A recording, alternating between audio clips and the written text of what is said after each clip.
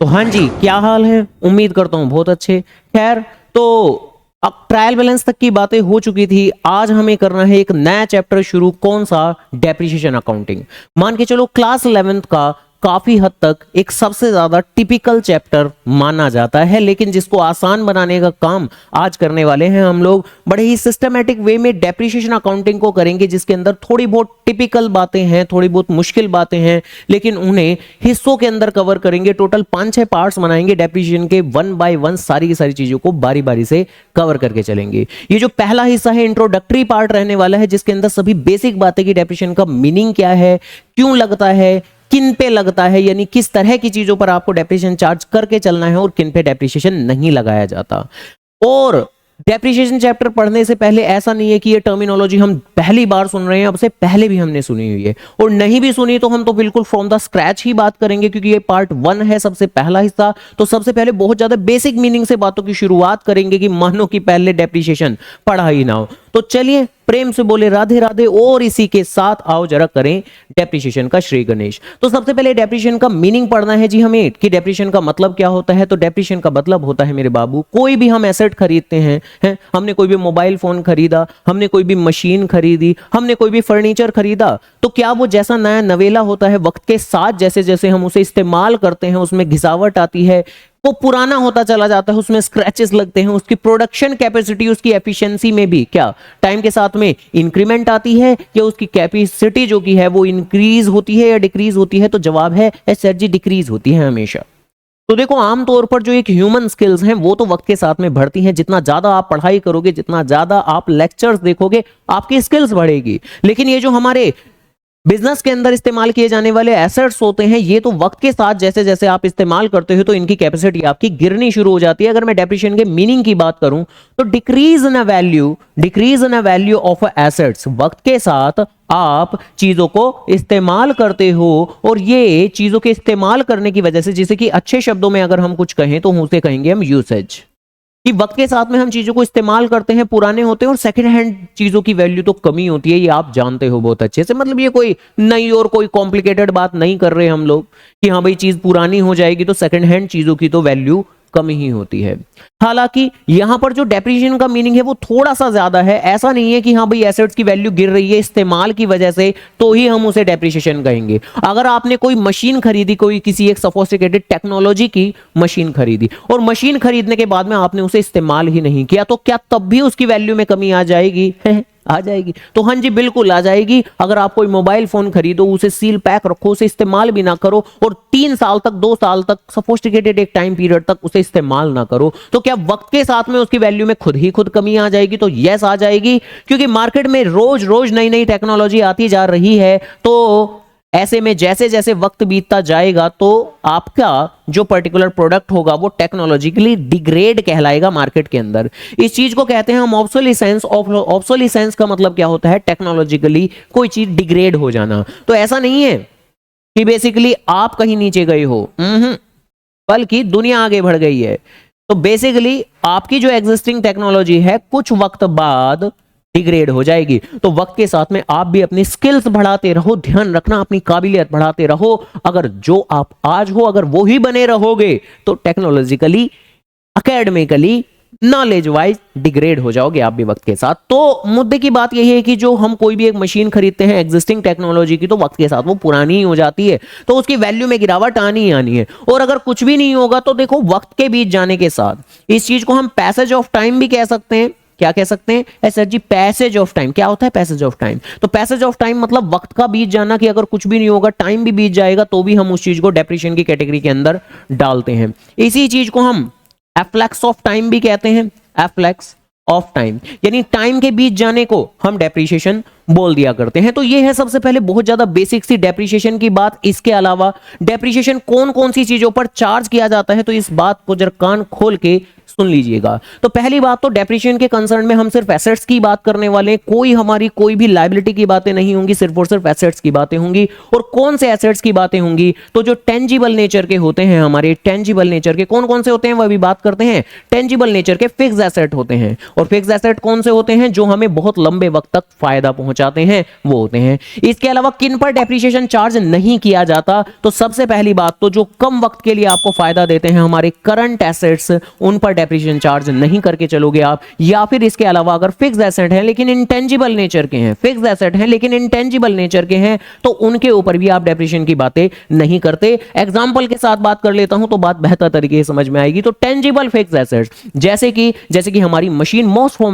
Famous machine नजर भी आती है, लॉन्ग टर्म के लिए बेनिफिट भी देती है। हमारा फर्नीचर नजर भी आता है, लॉन्ग टर्म के लिए बेनिफिट भी देता है। इसके अलावा हमारी बिल्डिंग नजर भी आती है, टेंजिबल भी है, लॉन्ग टर्म के लिए बेनिफिट भी देती है, यानी कि फिक्स एसेट्स हैं हमारे। तो आमतौर पर जितने भी नजर भी आते हैं, यानी टेंजिबिलिटी जिनके अंदर है, जो टेंजिबल है, और फिक्स एसेट जो लॉन्ग टर्म में आपको बेनिफिट देते हैं, उन सभी के ऊपर आपको डेप्रिसिएशन चार्ज करना होता है। किन के ऊपर नहीं करते आप डेप्रिसिएशन चार्ज? तो जो शॉर्ट टर्म में बेनिफिट देते हैं आपके करंट एसेट, जैसे कि स्टॉक हुआ आपका है, स्टॉक की वैल्यूएशन में अगर गिरावट आ भी रही है, मार्केट वैल्यू गिर भी रही है, तो उसको कुछ और कहते हैं, उसके अकाउंटिंग प्रिंसिपल्स, के अकाउंटिंग रूल्स कुछ अलग हैं, उसके ऊपर आप डेप्रिसिएशन जैसी बातें नहीं करते। क्या करते हैं तो वो तो बाद में पढ़ने को मिलेगा। फिलहाल के लिए डेप्रिसिएशन की बातें करनी है तो डेप्रिसिएशन नहीं बोलते हम स्टॉक के ऊपर। और देखो कैश, बैंक, डेटर, ये भी तो होते हैं हमारे करंट एसेट, तो इनके तो ऊपर वैसे भी डेप्रिसिएशन नहीं बोलोगे आप, हैं? कैसे ही बोल सकते हैं? डेटर, एक इंसान डेप्रिशिएट हो गया है, घिसावट आ गई उसमें, ऐसे कैसे? खैर, तो बेसिकली इनके ऊपर आप कोई डेप्रिशिएशन की बातें नहीं बोलोगे। और इंटेंजिबल एसेट जैसे कि गुडविल होती है, जैसे कि कॉपीराइट होता है, जैसे कि पेटेंट होते हैं, तो ऐसे करके कुछ होते हैं। तो क्या इनकी भी वैल्यूएशन में कोई गिरावट आती है? तो हाँ जी, बिल्कुल आती है। क्या इनकी भी वैल्यूएशन में गिरावट आती है? तो बिल्कुल आती है, लेकिन उसको डेप्रिसिएशन नहीं पुकारते, कुछ और पुकारते हैं, और उसकी अकाउंटिंग आगे चल के आपके सिलेबस के अंदर है। तो फिलहाल तो अभी के लिए हमें अपेरेंटली यही पढ़ना है कि डेप्रिसिएशन क्या इंटेंजिबल एसेट पे लगता है? तो नहीं लगता, उसके ऊपर तो कुछ और लगता है। अगर अभी के लिए हम पुकारें, क्योंकि क्या इतनी छोटी सी चीज हमारे सिलेबस में है या नहीं? तो हाँ, ये तो है। यानी क्लास 11 के पर्सपेक्टिव से हमें पता होना चाहिए कि इंटेंजिबल एसेट्स की वैल्यूएशन में गिरावट को हम क्या कहते हैं। तो हम कहते हैं अमोर्टाइजेशन। अमोर्टाइजेशन क्या है? मान के चल सकते हो डेप्रिसिएशन का ही कजिन भाई है ये, और कौन है? ठीक है, तो मतलब अमोर्टाइजेशन का मतलब भी वही होता है, वैल्यूएशन में गिरावट का आना। और डेप्रिसिएशन का मतलब तो हम लोगों ने देख ही लिया था, decrease in value of asset, यानी कि एसेट की वैल्यू में गिरावट। लेकिन कौन से वाले एसेट्स की बात चल रही है? तो यहां पर टेंजिबल फिक्स एसेट की बात चल रही है, यानी जितने भी टेंजिबल नेचर के फिक्स एसेट्स होंगे उनकी बात चल रही है, इंटेंजिबल की बातें नहीं होंगी। इंटेंजिबल के केस में तो कौन सा वर्ड यूज करते हैं हम? अमोर्टाइजेशन वर्ड यूज करते हैं। तो ऐसे करके बातें हो गई हमारी। खैर, तो सबसे पहले डेप्रिसिएशन यहां लगाते हैं और यहां नहीं लगाते हैं। इसके अलावा अगली बात जरा ध्यान से सुन लीजिएगा, अगली बात। हाँ भैया, आमतौर पर डेप्रिसिएशन चार्ज करने के लिए आपको हमेशा क्वेश्चन के अंदर एक परसेंटेज दी हुई होती है कि हाँ भाई 10% के रेट से आपको डेप्रिशिएट करना है या 5% के रेट से आपको डेप्रिशिएट करना होता है। और हमेशा आपको मशीन की कॉस्ट पता होती है। जैसे कि फॉर एग्जांपल 1 लाख रुपए की मशीन है, 10% के हिसाब से हमें उसे डेप्रिशिएट करना है, तो बड़े ही आराम से 10% का तो वैसे भी हम छोटू सा वो शॉर्टकट सा जानते हैं कि महज 1 0 हटाकर हम 10% कैलकुलेट कर सकते हैं। यानी कि यहां पर अगर इस सिचुएशन के अंदर डेप्रिसिएशन की बात करें तो 1 लाख का 10% हमारा 10,000 रुपए हो जाएगा। तो देखो, आमतौर पर डेप्रिसिएशन पता करने के लिए करना क्या है आपको? तो मशीन की जो कॉस्ट होगी, मशीन की जो कीमत होगी, उसके ऊपर डेप्रिसिएशन की परसेंटेज जो क्वेश्चन में दी हुई होती है हमेशा, मतलब ढूंढ के नहीं निकालनी पड़ेगी, क्वेश्चन में दी होगी हमेशा, तो रेट ऑफ डेप्रिसिएशन जो भी परसेंटेज होगी उसे चिपका देंगे मशीन की कॉस्ट पर। तो आपका 1 साल का, जिंदगी भर का नहीं, 1 साल का डेप्रिसिएशन निकल के आ जाएगा। और अगर मैं बात करूं कि डेप्रिसिएशन लगता कितनी बार है, यानी क्या एक बार लगा के कहानी खत्म हो जाएगी? तो ऑब्वियसली नहीं। जब तक मशीन जिंदा है, जब तक मशीन चलती रहेगी, तो तब तक हम डेप्रिसिएशन लगाते रहेंगे। तो कुल मिला के डेप्रिसिएशन लगता कितनी बार है? तो डेप्रिसिएशन तो एनुअली लगेगा और हर साल लगेगा, बार बार लगेगा, हमेशा लगेगा। कब तक लगेगा? जब तक की मशीन बेच नहीं देते। जब तक की मशीन बेच नहीं देते तो तब तक आपको डेप्रिसिएशन लगाना है, हर साल लगाना है, एनुअली लगाना है। किस मोमेंट पे लगाना है? क्योंकि साल शुरू होता है 1 अप्रैल, खत्म होता है 31 मार्च। तो शुरुआत में कि आखिरी में या बीच में कहीं या जब मन चाहे, तो ईयर एंड पे लगाना है, ध्यान रखिएगा। तो डेप्रिसिएशन चार्ज कब करना है आपको, तो ईयर एंड पे करना है। और ईयर एंड का क्या मतलब हुआ, ईयर एंड का मतलब हुआ 31 मार्च। तो बेसिकली यहां डेप्रिसिएशन के क्वेश्चंस के अंदर अगर मैं बात करूं कि भाई अकाउंटिंग में क्या करने वाले हैं, तो कुछ लेजर अकाउंट जैसी बातें होने वाली हैं हमारी। अकाउंटिंग मल्टीपल ईयर्स की रहेगी हमारी, जिसके लिए ठीक है, ज्यादा कोई दिक्कत नहीं है, हो जाएगी हमारी बड़े आराम से। बट पहली बात हमें ये पता होनी चाहिए कि डेप्रिसिएशन लगाते कैसे हैं। तो मशीन की कीमत, मशीन की कॉस्ट के ऊपर परसेंटेज अप्लाई करके हमारी डेप्रिसिएशन की अमाउंट आती है।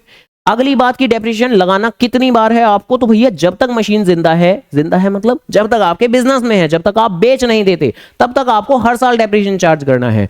और हर साल डेप्रिसिएशन चार्ज करना है, और कब करना है, तो साल के आखिरी में करना है। क्या जब मन चाहे कि तब कर देंगे, नहीं, जब साल का अंत होगा 31 मार्च पे, तब हमें डेप्रिसिएशन लगाना है, ऐसे करके बातें हैं। तो अगली बात करते हैं डेप्रिसिएशन में कुछ फॉर्मेट वाली। अब फॉर्मेट वाली मतलब है, इसका क्या मतलब हुआ, तो डेप्रिसिएशन चैप्टर के अंदर भी अपना सोफिस्टिकेटेड कुछ फॉर्मेट होने वाला है। फॉर्मेट मतलब अब से पहले अलग अलग अकाउंटिंग डॉक्यूमेंट पढ़े थे हम लोगों ने, जर्नल, लेजर, ट्रायल बैलेंस, फलाना ढिंकाना, बीआरएस भी तो आया था बीच में।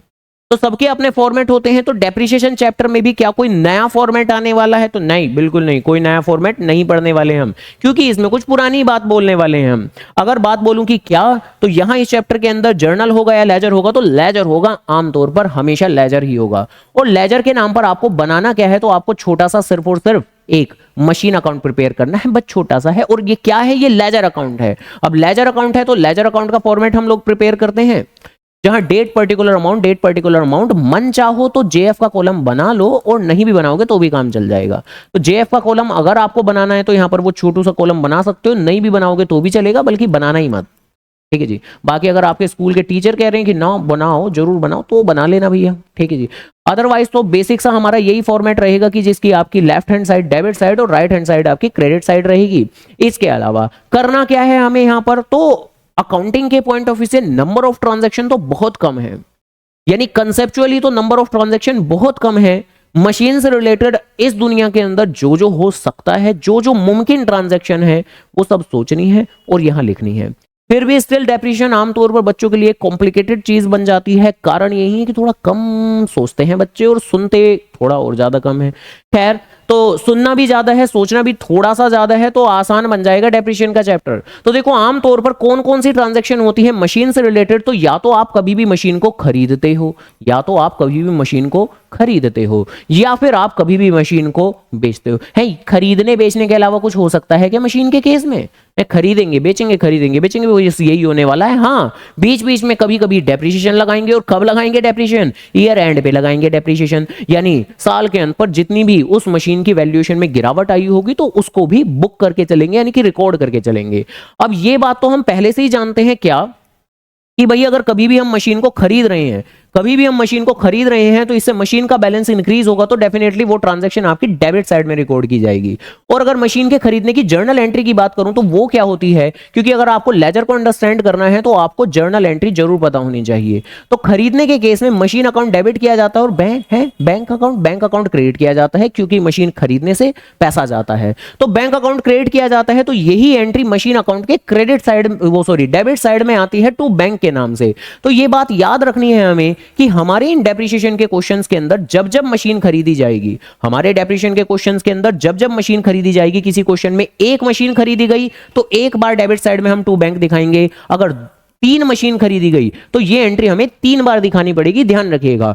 और जितनी बार खरीदेंगे उतनी बार दिखाएंगे। और जैसे खरीदने के केस में डेबिट साइड में एंट्री होती है टू बैंक नाम से, तो ऐसे ही बेचने के केस में क्रेडिट साइड में एंट्री करते हो आप किस नाम से? बाय बैंक नाम से, बाय बैंक नाम से। और क्या जरूरी है कि जो सेल की ट्रांजैक्शन हो हर क्वेश्चन में हो? तो जरूरी तो नहीं है। तो भाई जिस क्वेश्चन के अंदर जैसे ट्रांजैक्शन गिवन होंगी, जिस साल में ट्रांजैक्शन गिवन होंगी, अब ये साल ईयर का क्या मतलब हुआ, तो वो भी देखेंगे। बाकी मैंने बोला था मल्टीपल ईयर्स के क्वेश्चन होते हैं यहाँ पर, तो आपको ईयर वाइज ढंग से एनालिसिस करना पड़ता है यहाँ पर। और देखो, जब कहीं भी आप खरीदोगे तो डेबिट साइड में दिखाओगे, जब कहीं भी आप बेचोगे तो क्रेडिट साइड में दिखाओगे। और क्रेडिट साइड में यहां पर आप मशीन की सेल वैल्यू रिप्रेजेंट करते हो। सेल वैल्यू मतलब जितने में आपने बेची है। और जब जब आप बेचते हो, तो भाई दो में से एक बात तो पक्का है कि होगी ही होगी। क्या क्या क्या होगा? तो या तो लॉस होगा आपको, अगर लॉस होगा तो आपको इसे इधर ही रिप्रेजेंट करना है by profit and loss account. और देखो फिलहाल के लिए जो मैं बात कर रहा हूं वो मैं बात कर रहा हूं फॉर्मेट की। सबसे पहले आपको बेसिक फॉर्मेट की बातें पता होनी चाहिए कि भाई मशीन अकाउंट के अंदर जो हमें क्वेश्चन में बनाना होता है, क्वेश्चन बोलता है आपको कि प्रिपेयर मशीन अकाउंट, तो इस मशीन अकाउंट के अंदर आमतौर पर कौन कौन सी ट्रांजैक्शन आती है और कौन सी ट्रांजैक्शन कहां आती है, क्वेश्चन कैसे आता है, सॉल्यूशन कैसे करते हैं, किन बातों का ध्यान रखते हैं, तो वो तो भी क्वेश्चन की मदद से देखने वाले हैं।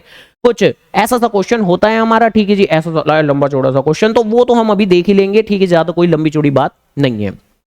तो जब कहीं भी अगर लॉस होता है तो यहां पर आता है आपका क्रेडिट साइड में, और इन केस अगर प्रॉफिट हुआ तो आप डेबिट साइड में रिप्रेजेंट करेंगे again to profit and loss account नाम से आएगा, प्रॉफिट एंड लॉस अकाउंट नाम से, ठीक है जी। हाँ, प्रॉफिट एंड लॉस अकाउंट लिखने के बजाय अगर आपको कोई लंबा चौड़ा नाम लिखना है, जैसे कि यहां पर लॉस के केस में by loss on sale of machine, तो वो भी लिख सकते हो। प्रॉफिट के केस में to profit on sale of machine, profit को गेन वर्ड भी यूज कर सकते हो, to gain on sale of machine, तो वो वर्ड भी यूज किया जा सकता है। बाकी ठीक है, प्रॉफिट एंड लॉस अकाउंट ही याद कर ले, क्या ही दिक्कत की बात हो गई। तो देखो सबसे पहली जो ट्रांजैक्शन है जो आपको याद रखनी है तो वो ये है कि जब जब परचेज की जाएगी तो डेबिट साइड में टू बैंक दिखाएंगे। दूसरी बात ये याद रखनी है कि जब जब सेल होगी तो क्रेडिट साइड में बाय बैंक दिखाएंगे, और सेल पर दोनों में से एक ना एक चीज तो होगी। इसके बीच में मैं लिख देता हूं और का मतलब क्या हुआ कि या तो लॉस होगा या प्रॉफिट होगा। एक ही क्वेश्चन में एक ही मशीन पर दोनों चीजें तो मुमकिन नहीं है कि फायदा भी हो रहा है नुकसान भी हो रहा है, तो ऐसे करके तो आमतौर पे नहीं होने वाला। और जो तीसरी चीज है वो है डेप्रिसिएशन की। अब देखो ये बात तो पक्की ही है, क्या बात पक्की है कि डेप्रिसिएशन की वजह से मशीन की वैल्यू कम होती है, डेप्रिसिएशन की वजह से मशीन की वैल्यू कम होती है, किसी भी एसेट की वैल्यू कम होती है। तो मशीन की वैल्यू कम होती है, एसेट की वैल्यू कम होती है, तो क्रेडिट साइड में ट्रांजैक्शन आएगी। जैसे खरीदने के केस में बढ़ती है वैल्यू तो डेबिट साइड में आ रहा है, सेल के केस में कम होती है मशीन, चली जाती है ना मशीन, तो मशीन कम हो जाती है तो क्रेडिट साइड में आता है। तो डेप्रिसिएशन की वजह से भी मशीन की वैल्यू कम होती है, तो ये भी आपके क्रेडिट साइड में ही आएगी बाय डेप्रिसिएशन नाम से, बाय डेप्रिसिएशन नाम से, ऐसे करके बातें हैं। खैर ठीक है जी, ओके। तो देखो सबसे पहले बेसिक ये तीन बातें याद रखनी है कि खरीदना है तो डेबिट में लिखूंगा, बेचना है तो क्रेडिट में लिखूंगा, और डेप्रिसिएशन लगेगा तो भी क्रेडिट में ही लिखूंगा। डेप्रिसिएशन लगता कब है तो इस बारे में हम लोगों ने ऑलरेडी बात कर ली थी कि जो डेप्रिसिएशन लगाने का वक्त होता है वो होता है आमतौर per year and, that means 31 मार्च। हर साल के अंत पर बोला हो या ना बोला हो, ध्यान रखना, हर साल के अंत पर बोला हो या ना हो, हमें तो डेप्रिसिएशन लगाना है ईयर एंड पर। चलो जी, ये हो गई हमारी बात। अगली एक और थ्योरेटिकल बात करनी है हम लोगों को, और इसी के साथ में फिर श्री गणेश कर देंगे फाइनली हम क्वेश्चन का। तो जो अगली बात है वो क्या है, वो है डेप्रिसिएशन की कैलकुलेशन को लेकर कि आमतौर पर डेप्रिसिएशन कैलकुलेट कैसे होता है। तो ये बात हम करने वाले हैं, ये बात करने वाले हैं डेप्रिसिएशन कैलकुलेशन को लेके कि डेप्रिसिएशन की कैलकुलेशन कैसे होगी, और ये वाली बात प्लीज कान खोल के सुन लीजिएगा। खैर क्या मैं बात कर रहा हूं कि फॉर एग्जांपल कोई मशीन हमने खरीदी हुई है, कितने की, 1 लाख रुपए की। एक मशीन हमारे पास है 1 लाख रुपए की खरीदी हुई है, और उसी ही क्वेश्चन के अंदर जो डेप्रिसिएशन का, जैसा कि मैं शुरुआत में मैंने कहा था कि रेट दिया होता है हमेशा, तो सपोज करो 10% पर एनम बोला हुआ है। अब डेप्रिसिएशन चार्ज करने के हमारे एक नहीं बल्कि दो मेथड होते हैं। एक मेथड का नाम है straight line method, SLM method short में पुकारते हैं, और अब से आने वाली क्लासेस में तो एसएलएम मेथड ही बोला करेंगे हम इसे। अब एसएलएम का मतलब कुछ और मत निकालना, इसका मतलब है क्या, स्ट्रेट लाइन मेथड। जो स्ट्रेट लाइन मेथड कुछ कहता है हमें, ठीक है जी, तो क्या कहता है वो अभी जान लेंगे। तो इधर तो हम करेंगे स्ट्रेट लाइन मेथड के अनुसार, और इधर करेंगे हम WDV मेथड के अनुसार डेप्रिसिएशन की calculation, written down value method के अनुसार डेप्रिसिएशन की कैलकुलेशन।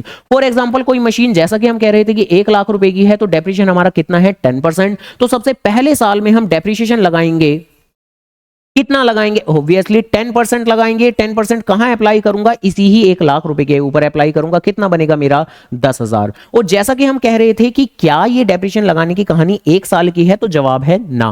देखो पहले साल डेप्रिसिएशन लगाने के बाद बची हुई मशीन की कीमत कितनी होगी, 90,000 रुपए।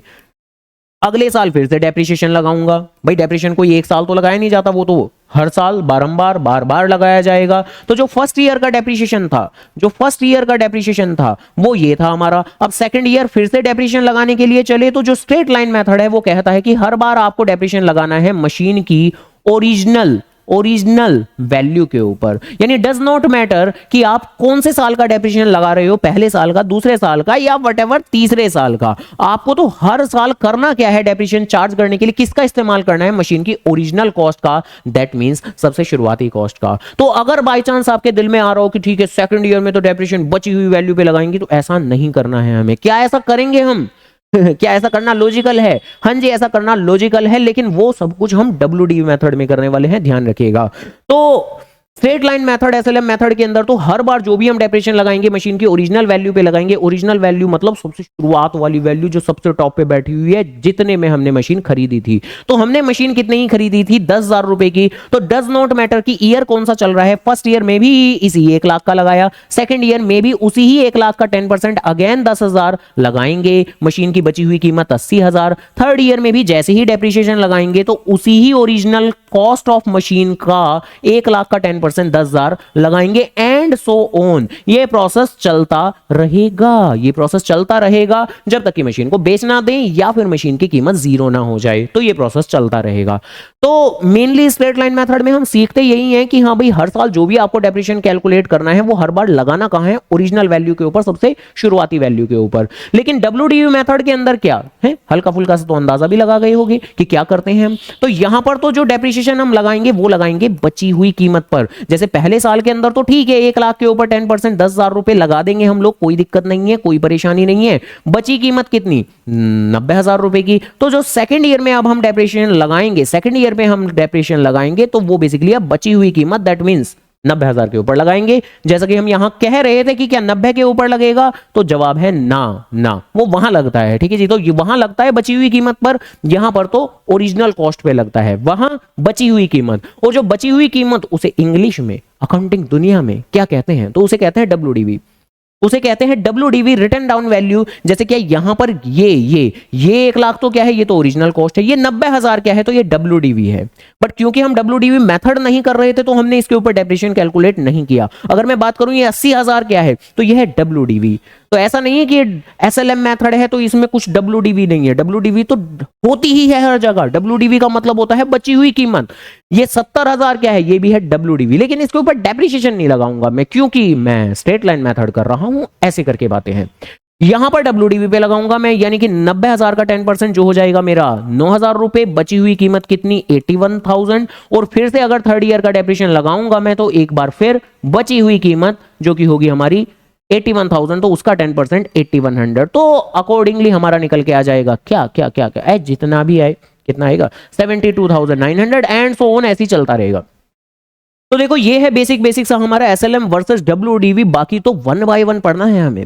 अभी आज की क्लास के अंदर हम SLM मेथड करेंगे, इससे नेक्स्ट क्लास के अंदर भी हम SLM मेथड करेंगे, और फिर बातें शुरू होंगी हमारी फाइनली WDV मेथड की। तो अलग अलग मेथड हैं, सभी हमारे सिलेबस के अंदर हैं, सभी हम लोगों को पढ़ने हैं। जैसा कि मैं कह रहा था कि डेप्रिसिएशन एक टिपिकल चैप्टर मानते हैं बच्चे, बट बनाएंगे उसे आसान, धीरे धीरे कवर करेंगे। ठीक है जी, ऐसे करके बातें हैं। तो ये क्वेश्चन है हमारा, ठीक है जी, लंबा चौड़ा सा क्वेश्चन, भारी भरकम सा बढ़िया सा क्वेश्चन है ना। ऐसे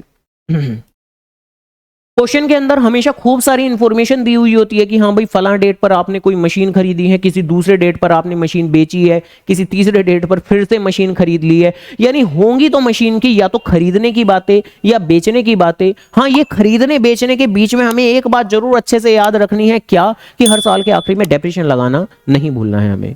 तो इन 3 चीजों के अलावा कोई चौथी चीज नहीं आएगी। या तो मशीन को खरीदा जाएगा या फिर मशीन को बेचा जाएगा, और इन्हीं बातों के बीच में हमें साल के आखिरी में डेप्रिसिएशन लगाना नहीं भूलना है। यहां जो क्वेश्चन में बातें लिखी होती है मल्टीपल ईयर की लिखी होती है। मल्टीपल ईयर की मतलब जैसे इस क्वेश्चन की जो शुरुआत हुई है वो हुई है साल 2015 से, साल 2015 से। अब अगर साल 2015 से बातों की शुरुआत हुई है, यानी 1 अप्रैल 2015 से अगर बातों की शुरुआत हुई है, तो भाई ये ईयर एंड तो कब हो जाएगा? ये ईयर एंड तो यही हो जाएगा, यही मतलब 31 मार्च 2016 को। जबकि क्वेश्चन के अंदर आगे जो बातें हैं वो 1 अक्टूबर 2017 की भी हैं, आगे जो बातें और भी हैं। हाँ, और देखो क्वेश्चन में लिखा हुआ है कि मशीन अकाउंट आपको 1 2 3 4 साल के लिए दिखाना है, यानी कि आपको मशीन अकाउंट बनाना है 4 सालों के लिए बनाना है। तो क्वेश्चन के अंदर जो इंफॉर्मेशन होती है कि भाई आपने मशीन खरीदी, आपने मशीन बेची, वो 1 साल की नहीं बल्कि मल्टीपल ईयर्स की इंफॉर्मेशन होती है, ध्यान रखिएगा। जैसे कि इस क्वेश्चन के अंदर सबसे शुरुआत में यहां पर बता दिया गया कि 1 अप्रैल 2015 को हमने ए लिमिटेड ने एक मशीन खरीदी है, कितने की? 2,40,000 रुपए की, जिसके ऊपर कुछ 10,000 रुपए का इरेक्शन का खर्चा किया है, ऐसे करके। यानी यहां पर हमने कोई मशीन 1 परचेज कर लिए, ऐसे करके डेटा दिया हुआ है इन्होंने। और उसके बाद में 1 अक्टूबर 2015 जो कि इसी ही साल के बीच में यहां कहीं डेट फॉल करेगी 1 अक्टूबर 2015, तो यहां पर हमने एक और मशीन 2 में इसे रिप्रेजेंट कर सकता हूं, ये हमने खरीद ली। और उसके बाद में आगे भी इंफॉर्मेशन दी है कि 1 अक्टूबर 17 ऐसे करके, ठीक है जी। 2017 और भी ज्यादा आगे फॉल करेगी, ठीक है। तो आपको सबसे पहले यही इमेजिनेशन सही तरीके से मेंटेन करके रखनी है कि भाई फर्स्ट फाइनेंशियल ईयर, जैसे कि ये मेरा क्या है, ये मेरा फर्स्ट फाइनेंशियल ईयर है, यहां से लेकर यहां तक का मेरे फर्स्ट फाइनेंशियल ईयर में कितनी ट्रांजैक्शन है, सेकंड फाइनेंशियल ईयर में कितनी ट्रांजैक्शन है, ऐसे करके। और टाइमलाइन आप शुरुआत में क्वेश्चन को अच्छे तरीके से करने के लिए प्रिपेयर कर सकते हो, बाकी बाद में तो आप एक्सपर्ट हो चुके होगे, तो सीधा सीधा क्वेश्चन कर सकते हो, कोई दिक्कत नहीं है। तो देखो पहला फाइनेंशियल ईयर जिसके अंदर सिर्फ इतनी ही ट्रांजैक्शन है, क्योंकि ये 1 अक्टूबर 2017 वाली है, तो आगे फॉल करेगी ट्रांजैक्शन, तो इसकी तो मैं बात बाद में ही करूंगा। तो सबसे पहले मैं खाली पहले फाइनेंशियल ईयर तक की अकाउंटिंग करके दिखा देता हूं, जिसके अंदर बातें हमें यही याद रखनी है कि जब जब मशीन खरीदी जाएगी डेबिट साइड में टू बैंक, बेची जाएगी तो क्रेडिट साइड में बाय बैंक, और बेचने की ट्रांजैक्शन तो किसी एक आधे साल में ही आने वाली है आपकी। हाँ, डेप्रिसिएशन हर साल लगाना है आपको, ये बात याद रखिएगा। तो डन। सबसे पहले क्या करना है हमें, 1 अप्रैल 2015 को हमने एक मशीन खरीदी है 2,40,000 और 10,000 उसके इरेक्शन यानी रिपेयर का खर्चा है, जो उसी की कॉस्ट में ऐड कर दिया जाएगा। तो 2.5 लाख रुपए की हमने मशीन खरीदी है इन शॉर्ट। तो इसको हमें कहां दिखाना है, मशीन अकाउंट की डेबिट साइड में दिखाएंगे, क्योंकि हम मशीन परचेज कर रहे हैं। तो चलिए खैर फिलहाल डन करते हैं जी शुरुआत। हमें क्या बनाना है, मशीन अकाउंट बनाना है। तो ठीक है जी, okay. Machine account, machine account का सबसे पहले बेसिक सा अपना प्यारा सा फॉर्मेट प्रिपेयर करते हैं, जहां डेट, पर्टिकुलर्स और अमाउंट हम लोग रिप्रेजेंट करेंगे, ठीक है जी। वही हमारा डेट, पर्टिकुलर, अमाउंट। आदत डाल लें, date particular amount, date particular amount. अब तो आदत सी है हमें ऐसे करने की, क्या, डेट पर्टिकुलर अमाउंट। तो मशीन अकाउंट बनाने जा रहे हैं हम। और क्या हमेशा मशीन अकाउंट प्रिपेयर करना है आपको, तो जवाब है ना भाई। क्वेश्चन अगर मशीन का है, आप मशीन वगैरह खरीद रहे हो तो मशीन अकाउंट बनाओगे आप। अगर कभी आप ट्रक खरीदोगे तो ट्रक अकाउंट बनाओगे, अगर फर्नीचर खरीदोगे तो फर्नीचर अकाउंट बनाओगे, वैन परचेज करोगे तो वैन अकाउंट बनाओगे। तो इन शॉर्ट जो भी आप एसेट परचेज कर रहे हो आपको उसका अकाउंट बनाना है। हाँ, डेप्रिसिएशन के क्वेश्चन में ज्यादातर हमेशा आप मशीन ही खरीदते हो, तो आप ज्यादातर तो मशीन अकाउंट ही प्रिपेयर करते हैं, ठीक है जी, ओके। तो करते हैं बात। तो देखो क्वेश्चन की शुरुआत में, बिगिनिंग में मशीन खरीदी है हमने 2.5 लाख रुपए की, जैसा कि हम कह रहे थे 1 अप्रैल 2015 को हमने मशीन परचेज कर दी है। तो रिकॉर्ड करते हैं इसी के साथ हम 1 अप्रैल 2015 को डेबिट साइड में 1 अप्रैल 2015 को डेबिट साइड में टू बैंक अकाउंट नाम से। ये हमारी कौन सी मशीन है, फर्स्ट मशीन है, तो इसके ब्रैकेट में M1 भी कोट कर सकते हो आप, M1 tends to first machine. तो 2.5 लाख रुपए की मशीन है, तो 2.5 लाख रुपए 2,50,000 रुपए मैंने यहां पर लिख दिया है। इसी के साथ आगे इसी ही साल में एक और मशीन खरीदी है, जो क्वेश्चन के अंदर बताया भी हुआ है कि 1 अक्टूबर 2015 को हमने एक और मशीन खरीदी है, जो कि खरीदी है कितने रुपए की, 1 लाख रुपए की। तो क्वेश्चन के अंदर बताया हुआ है कि 1 लाख रुपए की एक और मशीन खरीदी है। हाँ, बाद में अक्टूबर 2017 की बातें चल रही हैं, तो वो तो आगे की बातें हुई हमारी। तो 1 अक्टूबर 2015 को हमने एक और मशीन खरीदी है। तो डन जी डन, ठीक है। यहां मशीन टू कोट आप कर दोगे, कितना, 1 लाख रुपए। अब जरा आराम से, क्या पहले साल में कोई और ट्रांजैक्शन है, जवाब है ना। लेकिन हर साल के आखिरी में आपको डेप्रिसिएशन तो लगाना ही होता है। तो देखो पहले साल में कोई और ट्रांजैक्शन नहीं है, सिर्फ 2 मशीन हमने खरीदी है, वो हमने लिख दी है। तो अब ईयर एंड पर क्या करना है, आपको डेप्रिसिएशन लगाना है। ईयर एंड कब होगा, तो ऑब्वियसली 31 मार्च पे। साल शुरू हुआ 1 अप्रैल 2015 पे, तो खत्म होगा 31 मार्च 2016 पे। तो ठीक है जी, 31 मार्च 2016 पे हमें लगाना है डेप्रिसिएशन। और ये चीज हम पढ़ चुके थे बहुत अच्छे से कि जब जब हमें डेप्रिसिएशन लगाना है तो क्रेडिट साइड में लगाना है। खरीदोगे तो डेबिट में एंट्री आएगी, डेप्रिसिएशन लगाओगे तो क्रेडिट साइड में एंट्री आएगी। तो ठीक है जी, क्रेडिट साइड में बाय डेप्रिसिएशन। और देखो डेप्रिसिएशन आप किस पे लगाते हो, जो एसेट्स आपके पास मौजूद हैं। आपके पास कितने एसेट्स मौजूद हैं, तो आपके पास आज के डेट में, आज के वक्त में 2 मशीन मौजूद हैं। तो आपको डेप्रिसिएशन भी 2 हिस्सों में सोचना है कि कितना डेप्रिसिएशन होगा मेरा M1 का यानी पहली मशीन का, और कितना डेप्रिसिएशन होगा मेरा M2 का दूसरी मशीन का। जरा आराम से, हमने अभी अभी ये पढ़ा था, ये सुना था, ये देखा था कि डेप्रिसिएशन कैसे कैलकुलेट करते हैं। तो डेप्रिसिएशन कैलकुलेट करने के लिए हमेशा मशीन की कॉस्ट चाहिए और परसेंटेज चाहिए। जैसे ही आप मशीन की कॉस्ट के ऊपर परसेंटेज को अप्लाई करते हो तो आपका डेप्रिसिएशन आ जाता है। लेकिन जरा आराम से, आपका जब कहीं भी मशीन की कॉस्ट के ऊपर परसेंटेज आप अप्लाई करते हो तो एनुअल डेप्रिसिएशन आता है। एनुअल डेप्रिसिएशन मतलब 12 महीने का डेप्रिसिएशन। अब देखो अगर कभी भी आपको डेप्रिसिएशन पूरे साल का यानी कि 12 महीने का निकालना है तो आप ऐसे ही करोगे, यानी मशीन की कॉस्ट के ऊपर परसेंटेज अप्लाई करोगे, आपका फुल ईयर डेप्रिसिएशन आ जाएगा। लेकिन कभी कभी ऐसा भी होता है कि आपको पूरे साल का डेप्रिसिएशन नहीं निकालना होता। ऐसा कब होता है? तो ऐसा तब होता है मेरे बाबू, कब होता है? अब अगर कोई मशीन आपने साल के बीच में खरीदी है, जैसे ये वाली मशीन सेकंड, देखो जो मशीन फर्स्ट खरीदी है वो तो हमने साल की शुरुआत में खरीदी है, तो वो तो पूरे साल इस्तेमाल हुई होगी। भाई जो मशीन आप साल की शुरुआत में खरीद रहे हो वो तो आपने पूरे साल, अप्रैल मई जून जुलाई अगस्त सितंबर अक्टूबर नवंबर दिसंबर जनवरी फरवरी मार्च, पूरे साल इस्तेमाल की होगी, तो उसके ऊपर तो फुल ईयर डेप्रिसिएशन लगाओगे आप। लेकिन जो मशीन आपने साल की शुरुआत में खरीदी ही नहीं, अब ये जो मशीन सेकंड है वो तो आपने 1 अक्टूबर को खरीदी है। 1 अक्टूबर मतलब ईयर का मिड, क्योंकि अक्टूबर के बाद कितने महीने होते हैं? 6 महीने। अक्टूबर से पहले कितने महीने होते हैं? 6 महीने।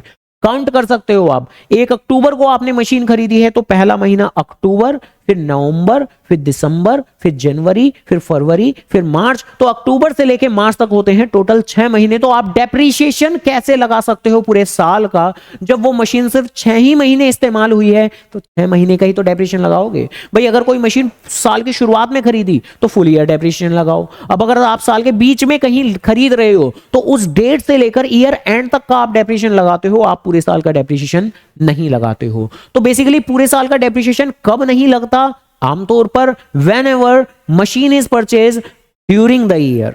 जब आप ड्यूरिंग द ईयर बीच में कभी भी मशीन खरीदोगे तो from the date of purchase of machine till the end of the year आप डेप्रिसिएशन कैलकुलेट करते हो। अगर आप अक्टूबर में मशीन खरीद रहे हो तो 6 महीने का डेप्रिसिएशन, 1 जनवरी को खरीद रहे हो तो 3 महीने का डेप्रिसिएशन, 1 जुलाई को खरीद रहे हो तो 9 महीने का डेप्रिसिएशन, ऐसे करके कैलकुलेट किया जाता है। और अब इस कैलकुलेशन को करेंगे कैसे प्रोसीड, वो अब जरा सुन लेते हैं। देखो पहली जो मशीन है जो कि हमारी कितने की है, 2.5 लाख रुपए की है। डेप्रिसिएशन का रेट कितना है? जैसा कि मैं कहता था कि डेप्रिसिएशन की हमेशा परसेंटेज दी हुई होती है, तो वो है आपका 5%। तो देखो जो पहली मशीन है उसमें तो कोई दिक्कत नहीं है, 2.5 लाख रुपए का 5% ही लगाएंगे हम। 2.5 लाख रुपए का 5% लगाएंगे, बस बात खत्म। लेकिन जो दूसरी मशीन है उसमें तो 1 लाख रुपए की वो मशीन है, तो 1 लाख रुपए का 5% तो मैं लगाऊंगा, लेकिन 5% लगाकर तो मुझे पूरे साल का डेप्रिसिएशन पता लगेगा। और ये मशीन तो मैंने अक्टूबर में खरीदी है, अक्टूबर से लेके सिर्फ मार्च तक का ही मैं डेप्रिसिएशन लगाऊंगा, जो कि होगा मेरा 6 महीने। 6 महीने का डेप्रिसिएशन लगाना है तो आपको आगे मल्टीप्लाई करना है 6/12 से। ध्यान रखिएगा, कभी भी अगर आपको 6 मंथ्स का डेप्रिसिएशन निकालना है तो 6 मंथ्स का डेप्रिसिएशन निकालने के लिए आपको आगे 6/12 से मल्टीप्लाई करना पड़ेगा। कभी आपको 9 मंथ्स का डेप्रिसिएशन निकालना है तो आपको 9/12 करना पड़ेगा। कभी भी आपको 3 मंथ्स का डेप्रिसिएशन निकालना है तो आपको 3/12 करना पड़ेगा। और मैं यही क्यों लिख रहा हूं, क्योंकि आमतौर पर यही आते हैं 3, 6, 9 महीने। कभी कभार हो सकता है 10 महीने का डेप्रिसिएशन निकालना पड़े, 2 महीने का निकालना पड़े, 1 महीने का निकालना पड़े। इन शॉर्ट क्रक्स ये है, कंसेप्ट ये है कि डिवाइडिंग का कंपोनेंट आपका वही रहेगा 12, 12, लेकिन मल्टीप्लाइंग का कंपोनेंट रहेगा जितने महीने का आपको डेप्रिसिएशन निकालना हो। 6 महीने का निकालना हो 6/12, 3 महीने का निकालने का हो तो 3/12, ऐसे करके। तो फिलहाल के लिए मशीन 1 का तो हमें पूरे साल का निकालना है, तो हमने कुछ भी नहीं किया, नॉर्मल मशीन की कॉस्ट के ऊपर परसेंटेज अप्लाई की, जो कि मेरा कितना निकल के आएगा, अगर सपोज करो मैं बात करूं तो ये मेरा कैलकुलेट होके आ जाएगा मेरे बाबू 12,500 रुपए, 12,500 रुपए। ठीक है, सोल्यूशन करके ये आएगा। और मशीन 2 का डेप्रिसिएशन कितना आएगा, तो ये आ जाएगा मेरा 2500 रुपए। ठीक है जी, ये आएगा मेरा। ठीक है, तो टोटल डेप्रिसिएशन कितना हुआ, दोनों को जोड़ देंगे हम लोग तो वो बन जाएगा मेरा 15,000 रुपीज। तो दोनों का जोड़ दिया हम लोगों ने और इसी के साथ में टोटल डेप्रिसिएशन हम लोगों ने निकाल दिया 15,000। अब देखो जैसे ही आप 1 साल की ट्रांजैक्शन कर चुके हो, आपने पहले साल की ट्रांजैक्शन कर दी, तो आपको करनी होती है क्लोजिंग। क्लोजिंग कैसे करते हैं? क्लोजिंग तो पता है आपको, दोनों साइड का टोटल करो और बड़ी में से छोटी साइड को माइनस करो, ऐसे ही तो करते हैं अकाउंट्स के अंदर टोटल। तो ये वाली साइड कितनी है, वो ऑब्वियसली बहुत बड़ी, 2.5 लाख रुपए में 1 लाख रुपए ऐड करके 3.5 लाख रुपए, और ऐसे ही यहां पर 3.5 लाख रुपए।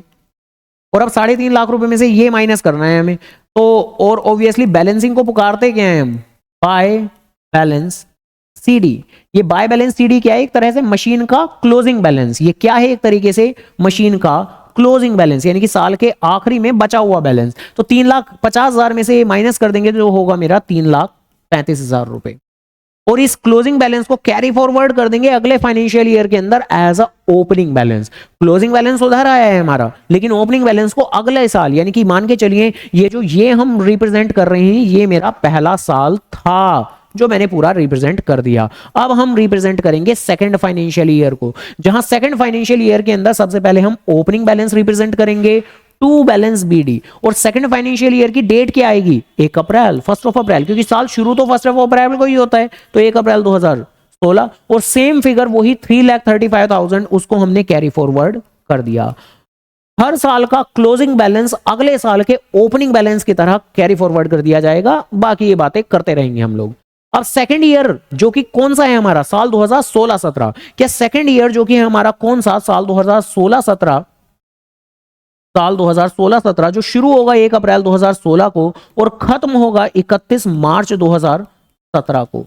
तो ये जो सेकंड फाइनेंशियल ईयर है, क्या इसमें कोई भी ट्रांजैक्शन है? तो जवाब है ना। देखो जो अगली ट्रांजैक्शन है 1 अक्टूबर 2017 की, वो मेरी इस साल की नहीं है, वो तो इवन मेरे थर्ड फाइनेंशियल ईयर की है। थर्ड फाइनेंशियल ईयर के बीच में यहां कहीं आपका फॉल करेगा अक्टूबर 2017, जिस डेट की कोई ट्रांजैक्शन दी हुई है उन्होंने कि 1 अक्टूबर 2017 को कुछ हुआ है। क्या हुआ है वो देखते हैं अभी। तो वो जो भी ट्रांजैक्शन है वो थर्ड ईयर की है, तो सेकंड ईयर में तो कुछ नहीं है। तो सेकंड ईयर में कुछ नहीं है तो ईयर एंड पर डेप्रिसिएशन तो फिर भी लगाना पड़ेगा आपको, ये काम तो करना ही है आपको, हर बार ध्यान रखिएगा। तो सेकंड ईयर में कोई ट्रांजैक्शन नहीं है, मगर आपको ईयर एंड पे डेप्रिसिएशन तो जरूर लगाना है। और डेप्रिसिएशन कब कहां लगाते हैं? तो क्रेडिट साइड में लगाते हैं। तो again year and that means 31 मार्च 2017 को आप डेप्रिसिएशन लगाओगे। और अब जब आप डेप्रिसिएशन लगाओगे तो क्या अब आपको अभी भी दोनों ही मशीन का लगाना पड़ेगा? यस, अभी भी दोनों ही मशीन का डेप्रिसिएशन लगाना पड़ेगा आपको। लेकिन अब तो सीधा सीधा सोच सकते हो आप, कोई दिक्कत नहीं है भाई। पहली मशीन जो कि 2.5 लाख रुपए की थी उसका तो वही अपना फ्लैट 2.5 लाख रुपए का 5% ऐसे करके। और जो दूसरी मशीन है पिछले साल तो आपने 6 महीने का लगाया था, लेकिन अब तो कोई दिक्कत नहीं है क्योंकि अब तो वो थ्रू आउट द ईयर पूरे साल ही इस्तेमाल हुई होगी, तो पूरे साल का ही डेप्रिसिएशन लगेगा। जहां पहली मशीन का अगर मैं बात करूंगी कैलकुलेट करके क्या आएगा, तो वही सेम 12,500 ही निकल के आएगा। और दूसरी मशीन का कितना आएगा, तो वो आपका 5,000 रुपए आएगा। यानी टोटल डेप्रिसिएशन आपका कितना हो जाएगा, तो जोड़ के हमारा 17,500 आ जाएगा। और देखो क्योंकि हम लोग क्वेश्चन स्ट्रेट लाइन मेथड का कर रहे हैं, तो हर बार जो भी डेप्रिसिएशन आप कैलकुलेट करोगे तो वो ओरिजिनल कॉस्ट पे ही करोगे। यानी कि इस पहली मशीन की ओरिजिनल कॉस्ट कितनी है, 2.5 लाख रुपए। तो फर्स्ट ईयर भी में भी आपने 2.5 लाख पे ही कैलकुलेट किया, सेकंड ईयर में भी आपने 2.5 लाख पे ही कैलकुलेट किया, थर्ड ईयर में भी आप 2.5 लाख पे ही कैलकुलेट करोगे, क्योंकि हमने स्ट्रेट लाइन मेथड में पढ़ा था कि हर बार डेप्रिसिएशन कैलकुलेट होता है ओरिजिनल वैल्यू के ऊपर। तो दैट्स वाई जो भी मशीन की ओरिजिनल वैल्यू है, जैसे कि सेकंड मशीन की 1 लाख रुपए है, तो फर्स्ट ईयर में हमने 1 लाख पे कैलकुलेट किया, सेकंड ईयर में भी हम 1 लाख पे ही कैलकुलेट कर रहे हैं, थर्ड ईयर में भी हम 1 लाख पे ही कैलकुलेट करेंगे। तो ऐसे करके बातें हैं मेरे बाबू। तो डन जी डन। इसी के साथ में सेकंड फाइनेंशियल ईयर की भी क्लोजिंग कर देता हूं मैं यहां पर, ठीक है जी। सेकंड फाइनेंशियल ईयर जहां यहां फिगर है कितनी, 3,35,000, तो 3,35,000 लिखूंगा मैं यहां पर, और यहां पर भी कितना लिखूंगा, 3,35,000 ही लिखूंगा।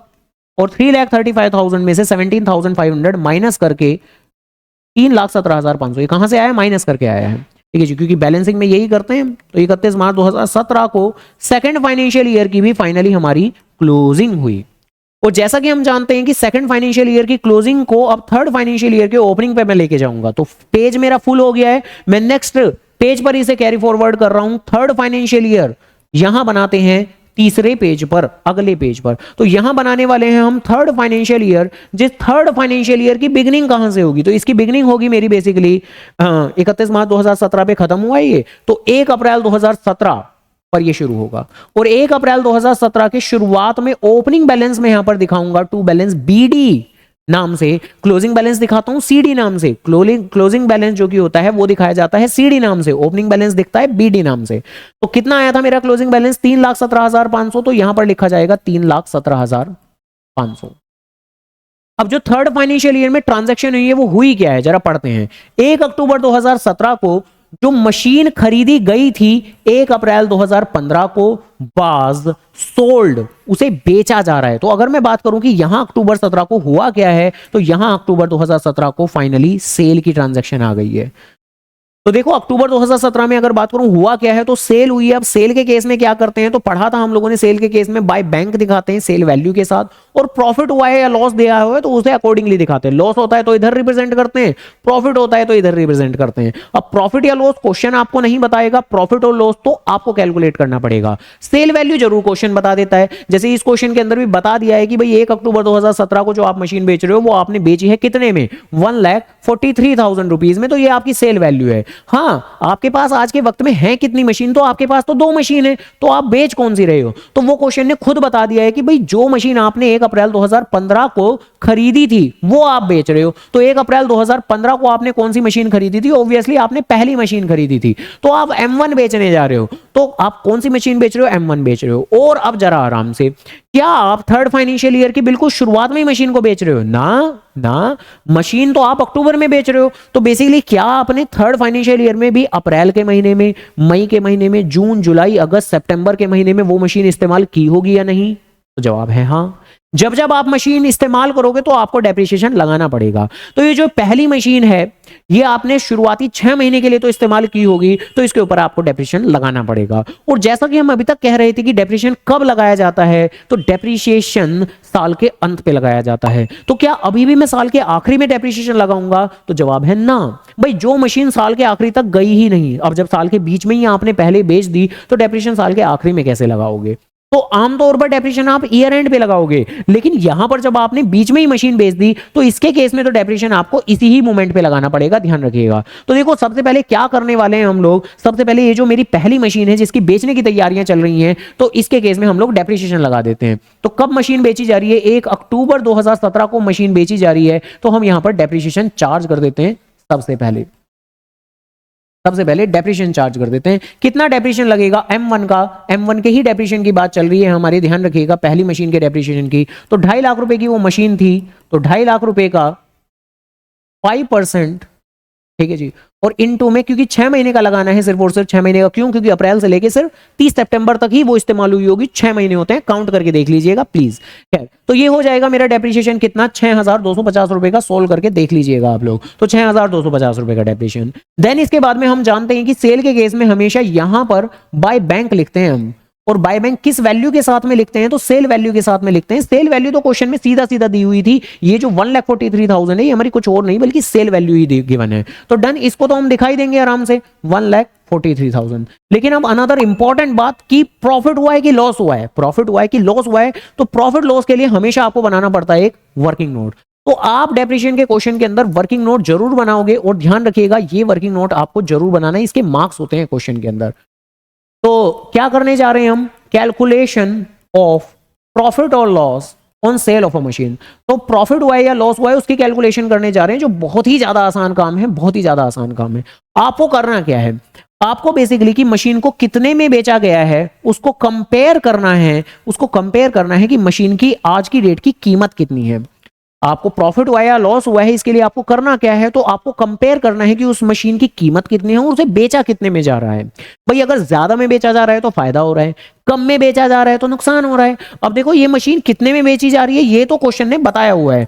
मशीन बेची जा रही है 1,43,000 में, ये क्वेश्चन ने साफ तौर पे बताया हुआ है। इवन ये चीज हम रिकॉर्ड भी कर चुके हैं, 1,43,000 जो क्वेश्चन के अंदर सेल वैल्यू है, ये दी हुई थी 1,43,000 की सेल वैल्यू, तो ये तो हम लोगों ने लिख दी 1,43,000 की सेल वैल्यू। लेकिन अब मैं बात करूंगा कि ये मशीन है कितने की। तो देखो ओरिजिनली अगर मैं बात करूं तो ये मशीन खरीदी गई थी कितने में? ये मशीन खरीदी गई थी 2,40,000 प्लस 10,000 यानी कि 2.5 लाख रुपए में। सोल्यूशन में भी आप देख सकते हो कि ये मशीन खरीदी गई थी कितने की? 2.5 लाख रुपए की। लेकिन क्या आप ये बोलना शुरू कर दोगे कि ठीक है 2.5 लाख की मशीन को आप 1,43,000 में बेच रहे हो? भाई 2.5 लाख रुपए की जो वैल्यू थी वो तो उसकी एक जमाने पहले की वैल्यू थी, तब से लेके अब तक तो पता नहीं उसकी वैल्यू में कितनी गिरावट आ चुकी होगी, कितना डेप्रिसिएशन लग चुका होगा। तो आप बेसिकली क्या करोगे? जरा आराम से, आप बेसिकली क्या करने वाले हो? जरा आराम से और ध्यान से, मशीन की जो भी ओरिजिनल कॉस्ट है, और मशीन की क्या ओरिजिनल कॉस्ट है तो वो आप अपने सॉल्यूशन में भी देख सकते हो। 2.5 लाख रुपए की मशीन की ओरिजिनल कॉस्ट है जो मशीन 1 है। तो 2.5 लाख रुपए की मशीन की ओरिजिनल कॉस्ट में से आज तक जितना भी डेप्रिसिएशन लगाया है आपने, आज तक जितना भी डेप्रिसिएशन लगाया वो सारा माइनस कर दो, और उसे माइनस करके तब जाके आपको उसकी आज की डेट की कीमत पता लगेगी कि भाई वो आज की डेट में है कितने की। भाई किसी भी चीज की आज की डेट की कीमत निकालने के लिए आप क्या करोगी? उस मशीन को, उस चीज को, किसी भी चीज को, एक मोबाइल फोन को, एक रिमोट को आपने ओरिजिनली कितने में खरीदा था, और तब से लेके उसकी आज की कीमत निकालने के लिए उसका डेप्रिसिएशन माइनस करना पड़ेगा कि कितनी उसमें गिरावट आई है, तो उसका डेप्रिसिएशन माइनस करना पड़ेगा। और आप अपने सॉल्यूशन में भी देख सकते हो कि देखो मशीन 1 ओरिजिनली तो 2.5 लाख रुपए की खरीदी गई थी। फर्स्ट ईयर में उसके ऊपर कितने का डेप्रिसिएशन लगा था? फर्स्ट ईयर में उसके ऊपर आपने 12,500 का डेप्रिसिएशन लगाया था। सेकंड ईयर में भी आपने उसके ऊपर 12,500 का डेप्रिसिएशन लगाया था। थर्ड ईयर में आपने अभी अभी ताजा 6,250 का डेप्रिसिएशन लगाया था। तो देखो ध्यान रखना, हम जो कैलकुलेशन करने जा रहे हैं प्रॉफिट और लॉस की कैलकुलेशन, ये मशीन 1 के रेस्पेक्ट में है। तो इसमें आप बाकी का डेप्रिसिएशन, ये 2,500 वाला डेप्रिसिएशन या ये 5,000 वाला डेप्रिसिएशन ये कंसिडर नहीं करोगे, क्योंकि आप सिर्फ मशीन 1 की ही बातें कर रहे हैं। तो मशीन 1 का 12,500 12,500 का डेप्रिशिएशन, मशीन 1 का फिर से 12,500 का डेप्रिशिएशन और मशीन 1 का ये वाला 6,250 का डेप्रिशिएशन। ये सारा ही डेप्रिशिएशन उठाकर आप माइनस कर दो तो 12,500 का डेप्रिशिएशन, साथ में दूसरा बात 12,500 का डेप्रिशिएशन, साथ में 6,250 का डेप्रिशिएशन। टोटल डेप्रिशिएशन कितना हो जाएगा आपका? तो ये हो जाएगा आपका 31,250 रुपीज का डेप्रिशिएशन। यानी मशीन की ओरिजिनल कॉस्ट तो कितनी थी? मशीन की ओरिजिनल कॉस्ट थी 2.5 लाख रुपए की। उसके ऊपर आज तक का जितना भी डेप्रिशिएशन लगा, यानी आज तक की जितनी भी वैल्यू में गिरावट आई, वो आपने माइनस कर दी और फाइनली अब आप उसकी आज की डेट की कीमत कैलकुलेट कर सकते हैं, जो कि आएगी आपकी कितनी कितनी कितनी कितनी कितनी कितनी कितनी तो ये आएगी आपकी 2 लाख कितना होगा? 19 होगा, 2,18,750। तो बेसिकली आज की डेट में इस मशीन की कीमत होगी 2,18,750। ऑब्वियसली आपने खरीदी थी 2.5 लाख रुपए की, 2,50,000 रुपए की, लेकिन आज की डेट में तो कम कीमत होगी और कम कीमत निकालने के लिए आपने उसके ऊपर आज तक का जितना भी डेप्रिसिएशन अपने सॉल्यूशन में चार्ज किया है वो देख के माइनस कर दिया। और बस अब इस कॉस्ट और सेल वैल्यू को आपस में कंपेयर करें। मैंने कहा था कि जब कहीं भी अगर आप कम में बेच रहे हो तो आप नुकसान में जा रहे हो, ज्यादा में बेचोगे तो फायदे में रहोगे। अब लगभग 2 लाख की चीज को आप लगभग 1.5 लाख में बेच रहे हो तो नुकसान ही हो रहा है ऑब्वियसली आपको। तो इन दोनों को क्या करना है? इन दोनों को माइनस कर देना है। इन दोनों को कंपेयर करने का मतलब क्या हुआ? एक तरीके से माइनस कर दिया आपने और बस माइनस करके फाइनली निकाल दोगे आप। क्या हो रहा है? आपको भारी भरकम नुकसान हो रहा है। जो नुकसान आएगा आपका कितना? तो ये आ जाएगा 75750 75750 कैलकुलेट कर लेना आप, ठीक है जी। तो 75750 कैसे आया? इन दोनों को माइनस करके आ जाएगा आपका। तो डन जी डन। जो भी हमें लॉस हुआ है, लॉस हमें कितना हुआ है? 75750 वर्किंग नोट में हमने बना दिया है। तो उस लॉस को हम यहां पर रिप्रेजेंट कर देंगे by profit and loss account नाम से, क्योंकि हमने कहा था कि जो भी लॉसेस होते हैं उन्हें इधर ही दिखाना है, अगर प्रॉफिट होंगे तो उन्हें डेबिट साइड में दिखाओगे आप। तो by profit loss account bracket में WN लिख देते हैं। WN मतलब वर्किंग नोट का रेफरेंस दे रहे हैं। तो 75750 और क्वेश्चन के अंदर बोली हुई है इन्होंने ये बात कि and on the same date, यानी सेम डेट पर a new machine was purchased at a cost of 2 lakh, यानी कि 2 लाख रुपए की एक और मशीन खरीदी जा रही है। तो कुल मिला के इस डेट पर से सेल नहीं हुई है, सेल के अलावा परचेज भी हुई है। तो मतलब पूरे ही कलेश डाल दिए गए हैं इस क्वेश्चन के अंदर। लेकिन इस क्वेश्चन को स्ट्रांगली अगर आप 1-2 बार कर लोगे, देखो पहली बार पढ़ते हुए ना अगर आपको लग रहा है कि भाई ये क्या खिचड़ी पक रही है मतलब, तो मैंने पहले ही कहा था कि depreciation is one of the typical chapter of the class 11, मैंने पहले ही कहा था। लेकिन इस चीज को आप सिंपल आसान बना सकते हो बाय प्रैक्टिस। आप जितनी बार इस चीज को रिपीट करोगे, आप जितनी बार इनके क्वेश्चंस को, एक ही क्वेश्चन को, सेम क्वेश्चन को जितनी बार करोगे, उतना ज्यादा ही आपके लिए आसान बनते चले जाएंगे। मुश्किल चीजों को आप पहली बार पढ़ते वक्त आपको आसान नहीं महसूस होगा, बल्कि फीलिंग आएगी। क्या फीलिंग आएगी? कि या तो हम डफर हैं या सामने वाले पढ़ाने वाले को पढ़ाना नहीं आता। तो आपको ये फीलिंग निश्चित है कि आएगी ही आएगी, लेकिन आपको ये चीजें फील नहीं करनी, बल्कि आपको ये चीज फील करनी है कि जब टीचर आपको बोल रहे हैं कि ये चीज टिपिकल है, तो भाई ये फील तो आनी ही आनी है। और हम इस चीज को आसान बना देंगे कैसे? इन चीजों को रिपीट करके, इन चीजों को प्रैक्टिस करके। सेम क्वेश्चन को आप पहली बार करोगे, दूसरी बार, तीसरी, चौथी बार करते हुए तो आपको आसान लगने शुरू हो जाएंगे। तो बेसिकली क्रक्स क्या है कि प्रैक्टिस करें और क्वेश्चन को एक नहीं बल्कि मल्टीपल बार करें। तो डन जी डन। कर देते हैं आगे बातें। क्या बातें? तो सेम डेट पर जैसा कि कह रहा था क्वेश्चन कि एक और मशीन खरीदी जा रही है, कितने की? 2 लाख रुपए की खरीद रहे हैं मेरे ख्याल से। हाँ, 2 लाख रुपए की खरीदी है। तो खरीदी है तो ठीक है, 1 अक्टूबर 2017 को डेबिट साइड में टू बैंक दिखा देंगे हम। और फाइनली ये मेरी कौन से नंबर की मशीन हो जाएगी? Machine 3rd। अब देखो पहले मेरे पास मशीन 1st थी, मशीन 2nd थी, लेकिन उसके बाद में मशीन 1st तो हमने बेच दी। अब तो मैंने मशीन 3rd खरीद ली है 2 लाख रुपए की, और अब तो मुझे क्या करना है? बस ईयर एंड पे डेप्रिसिएशन लगाना है। तो 31 मार्च 2018 पर डेप्रिसिएशन लगाएंगे अब। और अब जब मैं डेप्रिसिएशन लगाऊंगा तो कितनी मशीन है मेरे पास? क्या अभी भी मेरे पास 3 मशीन है? तो जवाब है ना। मशीन 1 तो चली गई ना, मशीन 1 तो बेच दी है हमने। तो अब तो मुझे डेप्रिसिएशन सोचना है मशीन 2 का और मशीन 3 का। तो मशीन 2 का और मशीन 3 का। मशीन 2 मेरी कितने की थी? मशीन 2 मेरी 1 लाख रुपए की थी, जिसके ऊपर फ्लैट हमने यहां पर 5,000 रुपए लगाया भी था। तो ठीक है जी, ओके। तो मशीन 2 के रेस्पेक्ट में तो 1 लाख रुपए के ऊपर आपको 10% सिंपली लगाना है, ठीक है जी। और 10% नहीं, सॉरी 5% आपको लगाना है, जो कि हो जाएगा आपका 5,000 रुपए। मशीन 3rd जो की है वो है आपकी, वैसे तो वो 2 लाख रुपए की है और इसके ऊपर भी 5% ही लगाएंगे, लेकिन क्या फुल ईयर डेप्रिसिएशन लगाएंगे? तो जवाब है ना। आपने ये मशीन अक्टूबर में खरीदी है, तो अक्टूबर से मार्च तक 6 महीने होते हैं, तो सिर्फ 6 महीने का ही डेप्रिसिएशन लगाओगे आप। तो 6 महीने का यहां लगाना है आपको डेप्रिसिएशन। तो अकॉर्डिंगली जो आपकी ये मशीन 2 होगी, इसका तो डेप्रिसिएशन आपका कैलकुलेट होके आएगा आपका 5,000 रुपए। इसका जो डेप्रिसिएशन कैलकुलेट होके आएगा वो आएगा आपका कितना? ये भी 5,000 रुपए। वाह क्या बात है। तो डन जी डन। इस तरीके से जो टोटल डेप्रिसिएशन होगा वो होगा आपका कितना, 10,000 रुपए, ऐसे करके। तो done done done done done. इसी के साथ में यहां आप क्लोजिंग कर देंगे हम, जो कि बनेगा मेरा कितना, 5,17,500 रुपए और 5,17,500 रुपए और 31 मार्च 2018 बाय बैलेंस सीडी, और ये सब कुछ में उठा के माइनस कर देना है हम लोगों को। तो कितना आएगा, कैलकुलेशन कर लेते हैं। वीडियो की लेंथ वैसे ही बहुत बड़ी हो चुकी है, तो कैलकुलेशन करता हूं मैं।